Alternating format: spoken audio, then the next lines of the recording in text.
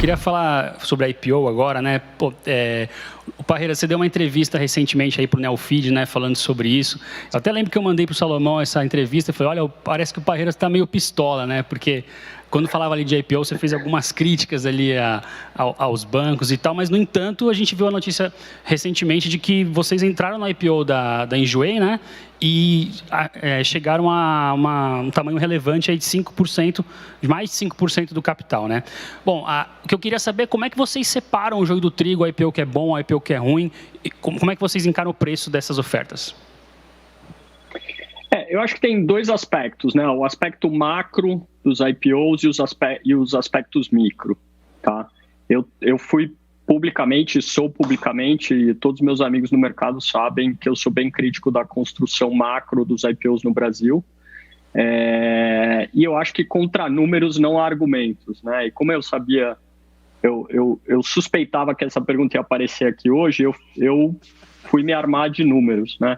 O Brasil esse ano teve 27 IPOs, né? Listagens de empresa nova, fora os follow-ons, todas as outras coisas, mas 27 IPOs. O retorno médio dos 27 é 8%, tá? Uma média simples. Só que esse 8% ele é turbinado por local web que deu 300%, ou quase 300%. Tá? Retorno mediano, se a gente jogasse um dardo aqui e alocasse capital num IPO mediano no Brasil esse ano, era menos 3%. Tá?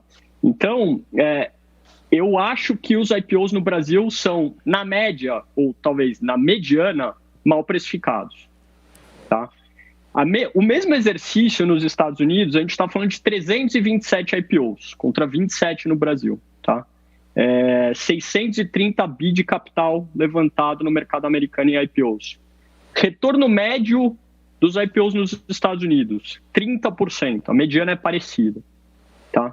Então tem alguma coisa. Tem um mercado que faz centenas de vezes mais deals que o mercado brasileiro e que, na média, as coisas estão tendo um retorno positivo. E aqui no Brasil, a gente fica nesse negócio de 27 deals e na média, um retorno negativo. Isso diz para mim que os deals estão saindo no preço errado. E por que os deals estão saindo no preço errado?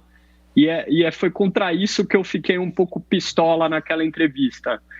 Porque aqui, eu acho que o empresário e o banqueiro de investimento, ele vê o mercado como mulher de malandro, né? Ele quer enfiar a empresa dele no preço mais alto possível naquela listagem e depois azar de quem comprou, entendeu? E não vê o mercado como um sócio que vai construir aquela jornada daquela empresa ao longo do tempo para o bem e para o mal, e espera-se muito mais para o bem, né? Vai prover capital para aquilo crescer e se desenvolver ao longo do tempo. E lá fora eu acho que é o contrário. Lá fora as empresas vêm para o mercado para, de fato, se financiar e construírem jornadas, né? O IPO, apoiado por um fundo de venture capital nos Estados Unidos, na média esse ano deu 90% de alta. Tudo bem, tem uma certa, né, especulação com empresas de software, tecnologia em geral, mas assim, é muito diferente do contexto brasileiro, né?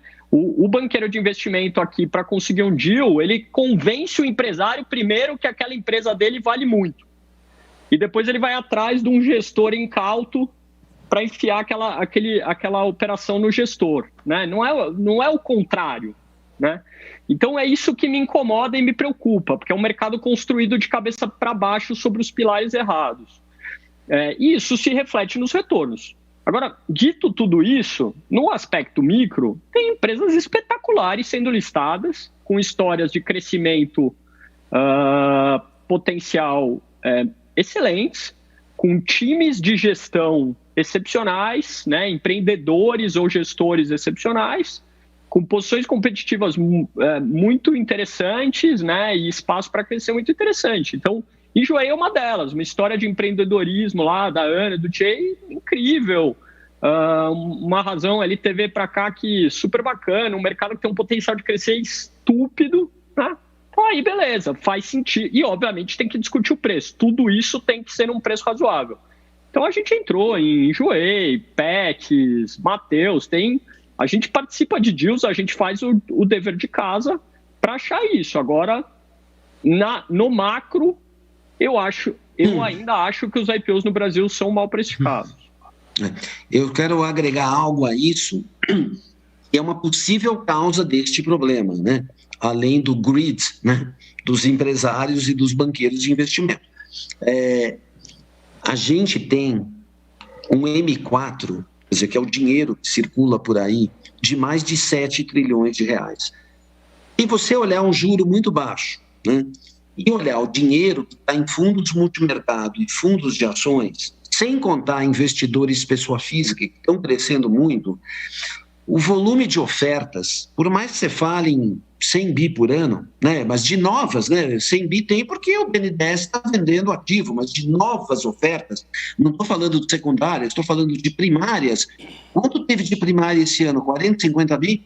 Não, quer dizer, 33, 35. 33 bi. 33 bi. Para um volume em fundos multimercados, todo mundo disputando a tapas deals. E fundos de ações,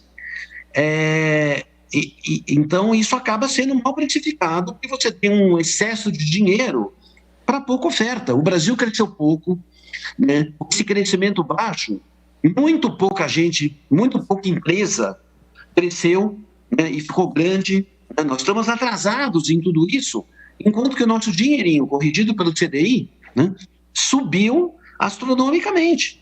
E como o brasileiro, vamos dizer, ele ainda mantém a sua poupança no Brasil, apesar do medo, né? O dólar está desvalorizado 20%, mas o dinheiro dos brasileiros está aqui, diferentemente de outros emerging markets, né? Não estou falando de Rússia e Argentina, que não tem um centavo, né, de dinheiro dos locais na Rússia e na Argentina, sem falar da Venezuela, que é zero.